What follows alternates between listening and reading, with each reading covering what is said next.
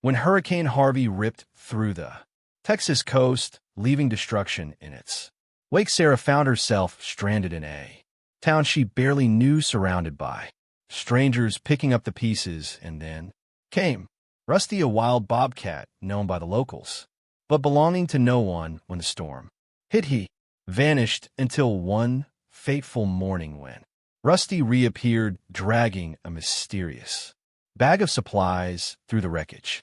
Clutched in its powerful jaws was a weathered burlap sack heavy enough that the animal struggled with each step. Something inside that bag was important enough for this wild creature to venture into the domain of humans, important enough to carry this burden through hurricane-ravaged streets. But what's inside that bag? Inspired by true events, this is a story of resilience, second chances, and the unbreakable bond between the wild and the human heart. Before we start, hit the like button and make sure to subscribe if you haven't, and hit that notification bell so that you won't miss any new stories. The rain had finally stopped after 3 days of Hurricane Harvey's relentless pounding. The skies above Sinton, Texas had cleared to a pale blue. Sarah Miller stood on her front porch, surveying the damage to her new neighborhood. Water still pulled in the streets, and debris, branches, roof shingles, and unidentifiable scraps of people's lives littered the yard. She had only moved to Sinton 2 months ago, and already her new beginning had been baptized by one of the worst storms in Texas history. Sarah wrapped her cardigan tighter around her shoulders. The air held a chill unusual for late August, as if the hurricane had blown away summer itself. She had been lucky her modest rental home stood on slightly higher ground than many of her neighbors' properties. Still, the power was out, her cell service spotty at best, and she felt the profound isolation that follows disaster when the world becomes suddenly small and unfamiliar. She was about to go back inside when something caught her. A flicker of movement down the waterlogged street. Sarah squinted, unsure if her eyes were playing tricks on her, but no, there it was, an animal, tawny-colored and sleek, moving with deliberate purpose along the edge of the road. As it came closer, Sarah's breath caught in her throat. A bobcat walking right down Cypress Lane in broad daylight. Sarah froze, her hand gripping the porch railing. The wildcat wasn't particularly large, perhaps twice the size of a domestic house cat, but its powerful build and distinctive spotted coat were unmistakable. What struck her most, however, was what the animal was carrying. Clutched in its jaws was what appeared to be a bag heavy enough that the creature had to drag it along the wet pavement. Her first instinct was alarm. Had the storm driven wildlife into the neighborhood? Should she retreat inside and lock her doors? But as she watched the bobcat steady progress, something didn't fit with her understanding of wild animal behavior. It wasn't prowling or darting about nervously. Instead, it moved with the determined gait of an animal with a destination in mind. Curiosity overcame caution. Sarah stepped off her porch and, keeping a respectful distance, began to follow the unusual procession. The bobcat either didn't notice her or didn't consider her a threat, for it continued its labored journey without changing pace or direction. As she trailed behind, Sarah noticed other details. The bag was a small burlap sack, stained and weathered, with something bulky inside. The bobcat would stop occasionally to readjust its grip, never fully releasing the sack. With each pause, Sarah would stop too, holding her breath until the animal resumed its journey. They passed 3 blocks of storm-ravaged homes. Few people were out. Most had evacuated or were inside, assessing damage. Those who glimpsed the bobcat through windows or from porches showed surprisingly little alarm. One elderly man waved at Sarah and called out, "Looks like Rusty made it through." "All right, Rusty." The bobcat had a name. Sarah had nearly caught up to the man to ask him what he meant when the bobcat turned abruptly, making its way up the driveway of a small ranch-style home. The property was in rough shape. A large oak tree had fallen in the front yard, narrowly missing the house itself. Tarps covered parts of the roof and water. Stains marked the siding. The Bobcat didn't hesitate. It made directly for the side door, dropping its burden on the concrete stoop with what Sarah could have sworn was a sound of relief. Then it sat back on its haunches and made a chirping noise, not a growl or a hiss, but a sound almost like a bird call, high-pitched and insistent. Sarah stopped at the edge of the property, uncertain whether to approach further. Her question was answered when the side door creaked open and an elderly man peered out. "Well, I'll be damned," he said, his voice growly but warm. "You came back and you brought supplies." He looked up and noticed Sarah hovering at the edge of his yard. "And you brought company too, I see." Sarah felt her face flush with embarrassment. "I'm sorry for intruding," she called. I saw the Bobcat with the bag and I couldn't help but follow. I was worried it might be in trouble." The old man chuckled, bending with some difficulty to pick up the burlap sack. "No trouble at all. Why don't you come up to the porch? I suspect you got questions and I could use the company." "The name's George Parker."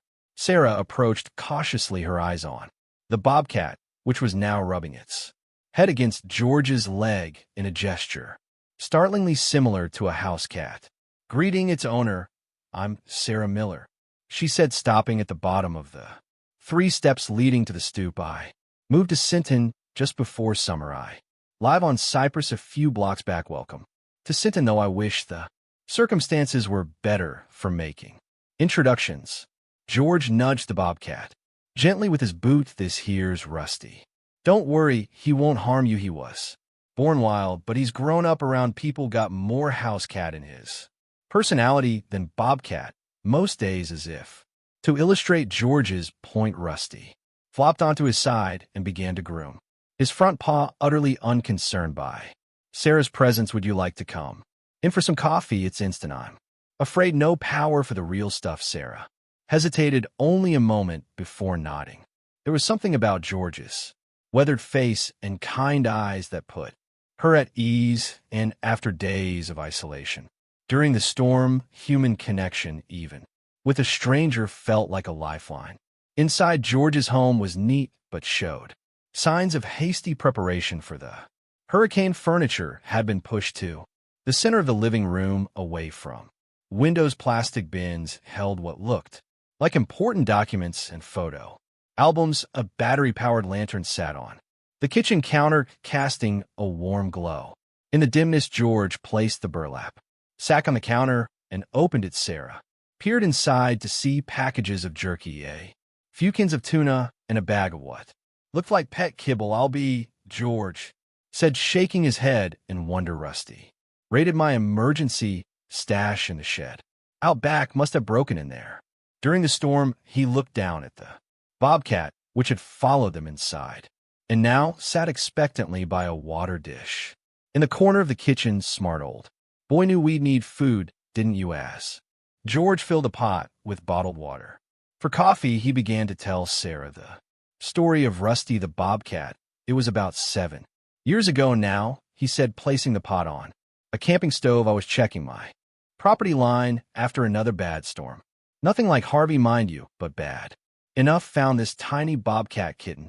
Couldn't have been more than a few weeks old, caught in some debris. Mother nowhere to be found. He was half drowned, eyes barely open." George paused, spooning instant coffee in a mugs. "I should have called wildlife services, I suppose, but I just lost my wife the year before, and something about that little fighter spoke to me, so I took him in just temporarily." "You understand," Sarah smiled, sensing where this story was going. "Temporarily," she echoed softly. "Exactly. Nursed him with a bottle like a kitten. Once he was eating solid food, I built him an enclosure out back. Thought I'd release him when he was strong enough. But by then my son's family had moved in with me after Tom lost his job there. Boy, Jake, he was just a baby, then maybe a year old." He and Rusty formed a bond like nothing I've ever seen. George passed Sarah a steaming mug and gestured toward the living room. They sat, Sarah on the sofa and George in a worn recliner, while Rusty prowled the perimeter of the room before settling near George's feet. As Rusty got bigger, we try to keep things. While no playing with him like a pet no. Letting him in the house, but that cat had other ideas. He'd escape the enclosure, find ways into the house. Started following Jake around the yard. Like a guardian. By the time Jake was 3, it was clear Rusty wasn't going anywhere. Is that even legal? Sarah asked, blowing on her coffee. George shrugged. Not strictly no, but folks around here understand we're rural enough that the authorities don't bother us much. Rusty comes and goes as he pleases, hunts on his own, stays wild in that sense, but he always comes back, especially to see Jake. His face clouded. That's why I stayed behind when the evacuation orders came. Tom and his wife took Jake to San Antonio, but somebody had to look after Rusty. The hurricane must have been terrifying, Sarah said quietly. Worst I've ever seen, George admitted when the eye wall hit. The noise was like a freight train. Part of the roof tore off. That's what the tarps are covering. Rusty was inside with me, and the crash spooked him. Something fierce bolted right out through a broken window. Hadn't seen him since until today. As they talked, Sarah learned more about the Parker family. Tom, George's son, was a construction worker who had struggled to find steady work since the oil down. His wife, Melissa, worked as a nurse at the county hospital, and 6-year-old Jake, according to his grandfather, was the spitting image of his grandmother with a heart twice as big. The conversation flowed easily as afternoon shadows lengthened across the floor. George showed Sarah photos. Jake as a toddler, with Rusty curled protectively nearby. Rusty perched on the back porch railing, watching birds. Jake on his first day of kindergarten last year, with Rusty watching from a distance as the school bus pulled away. The whole neighborhood knows about him, George explained. Most folks give him a wide berth, which is as it should be. He's still a wild animal, capable of defending himself, but he's never shown aggression to people. Quite the opposite. Seems to have appointed himself neighborhood watchman. A memory clicked into place for Sarah. Is that why Mrs. Dennings down the street has a "Beware of Bobcat" sign in her yard? I thought it was a joke. George laughed, a deep rumble that made Rusty's ears twitch. Edith Dennings has a wicked sense of humor, but that sign's kept more than one salesman from bothering her. I can tell you that. As they talked, Sarah found herself relaxing for the first time since the hurricane warnings had begun. There was something comforting about George's calm presence and his extraordinary relationship with a wild cat dozing at his feet in the midst of natural disaster. This unusual friendship felt like evidence that the world still contained wonders alongside its terrors. When Sarah finally stood to leave, the light was fading. I should get home before dark, she said reluctantly. The streets are still a mess and I don't have a flashlight. George nodded, rising stiffly from his chair. I appreciate the company, he said. It gets quiet here. Without the family, they'll be back once the roads clear up, but for now it's just me and this reprobate. He nudged Rusty with his toe, earning a chirp of protest from the Bobcat. Do you need anything? Sarah asked. I have some extra canned goods. Batteries were set now, thanks to Rusty's foraging skills, George said with a chuckle, but I wouldn't say no to a visit tomorrow if you're so inclined. Jake would be mighty impressed to hear you followed Rusty home. Not many folks will be brave enough, Sarah promised to return, and made her way back through the waterlogged streets as dusk gathered. The encounter had left her with a sense of wonder and connection to her new hometown that she hadn't expected to find, especially in the wake of disaster.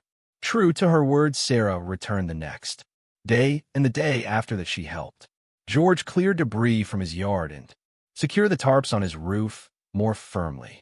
Each day, Rusty would appear at some point, sometimes bringing gifts. Once a freshly caught rabbit, which George tactfully disposed of when the Bobcat wasn't looking, and another time a child stuffed toy bedraggled, but somehow meaningful in the Bobcat's apparent desire to contribute. On the fourth day after the storm, while Sarah and George were sharing another cup of instant coffee on his porch, a mud-splattered pickup truck turned into the driveway before it had fully stopped.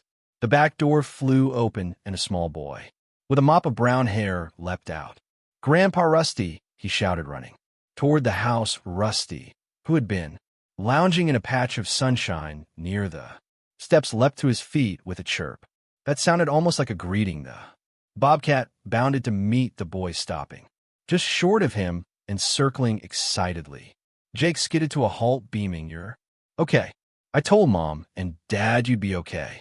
He looked up at the porch where George stood with tears in his eyes. Grandpa, the reunion that followed brought tears to Sarah's eyes as well. Tom and Melissa Parker embraced George with the desperate relief of family who have weathered separation during crisis. Jake chattered excitedly about their evacuation adventure, while Rusty was between their legs, occasionally sitting back to watch the humans with what Sarah could only describe as satisfaction.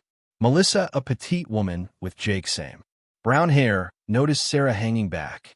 "You must be the neighbor Dad mentioned on the phone," she said, extending her hand. "Thank you for checking on him. We were worried sick until the cell towers came back up yesterday. Sarah's been a godsend," George confirmed, and she witnessed Rusty's triumphant return with emergency supplies. Tom laughed, ruffling his son's hair. Jake was convinced Rusty would take care of Grandpa. Looks like he was right. As the family continued to catch up, Sarah prepared to take her leave, feeling she had intruded enough on their reunion, but Jake had other ideas. "Are you coming to the neighborhood cookout?" he asked, tugging at her sleeve. Sarah blinked in confusion. "Cookout?" Melissa explained. "It's something of a tradition after storms. Once the roads are clear enough, everyone brings whatever food might spoil without power, and we have a big community barbecue. It'll be at the elementary school field this evening." She smiled warmly. "You should come. It's a good way to meet everyone in better circumstances than usual." The cookout was unlike anything Sarah had experienced in her previous life in Houston, despite, or perhaps because of the devastation surrounding them. The people of Sinton gathered with remarkable spirit. Grills were set up on the elementary school's concrete basketball court. Tables salvaged from the school cafeteria held an assortment of thawing food, packages of hot dogs and hamburgers, containers of potato salad and coleslaw that needed to be eaten before they spoiled, and even a few rapidly melting gallons of ice cream. Children played tag on the field there, laughter a defiant counterpoint to the destruction visible beyond the school grounds. Adults clustered in groups, sharing hurricane stories and offers of help. Sarah moved among them somewhat shyly at first, but George made a point of introducing her to everyone as the brave soul who followed Rusty home. To her surprise, this made her something of a minor celebrity. "You actually followed him?" asked Mrs. Dennings, the woman with the "Beware of Bobcat" sign. "Most newcomers run the other direction when they see him." "I was curious," Sarah admitted. "He seems so purposeful." "That's Rusty," agreed another neighbor, a man who introduced himself as Coach Wilson from the high school's smartest wild animal I've ever encountered. Been watching him grow up alongside Jake these past years. Remarkable creature. As the evening progressed, Sarah found herself drawn into the community in a way she hadn't anticipated when she'd moved to Sinton, seeking a quieter life after her divorce. These people had an ease with each other, born of shared history and mutual reliance. They knew each other's stories, strengths and weaknesses, and somehow in the space of one unusual week, Sarah had become part of that tapestry through her connection to George, Jake, and a semi-domesticated bobcat named Rusty.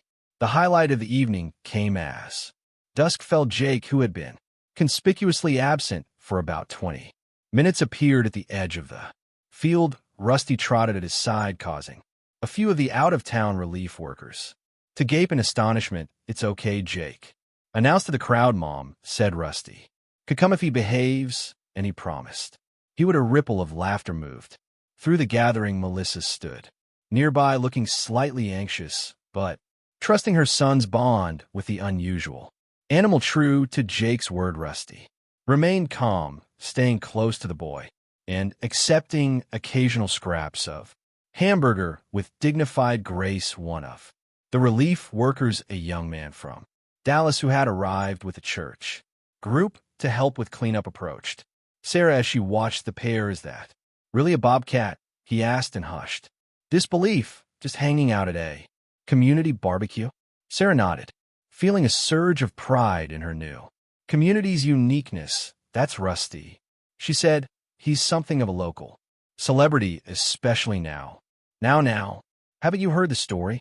Sarah asked, and found herself recounting the tale of Rusty's disappearance during the hurricane and his return with a bag of supplies. As she spoke, she realized the story had already begun to take on the quality of local legend, with details embellished in the retelling. "Some folks are saying he broke into the supply shed on purpose." She concluded that he knew George would need food and came back specifically to help. "I'm not sure I believe that part myself, but," she shrugged, "after what I've seen this week, I'm keeping an open mind." The relief worker shook his head in amazement. "I've been to 5 disaster zones in 3 states," he said, "and I've never seen anything like this. Usually it's all anyone could do to take care of themselves and their human family members." As darkness fell completely, someone produced a guitar. Soon music filled the air, country songs and old hymns that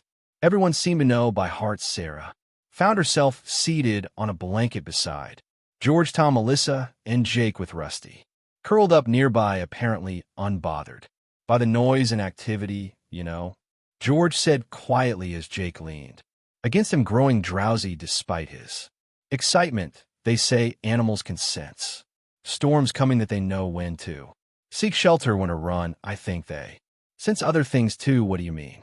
Sarah asked. George nodded toward Rusty, whose amber eyes reflected the glow of the portable lights illuminating the gathering. "I think he knows who needs him. 7 years ago, it was a lonely old man who'd lost his purpose after his wife died. These days, it's a young boy learning about responsibility and the wild things we share this world with." He glanced at Sarah, and maybe when the storm hit, it was a whole community that needed reminding that we're not so different from the wild things ourselves. We all seek shelter, we all gather what we need to survive, and we all come home.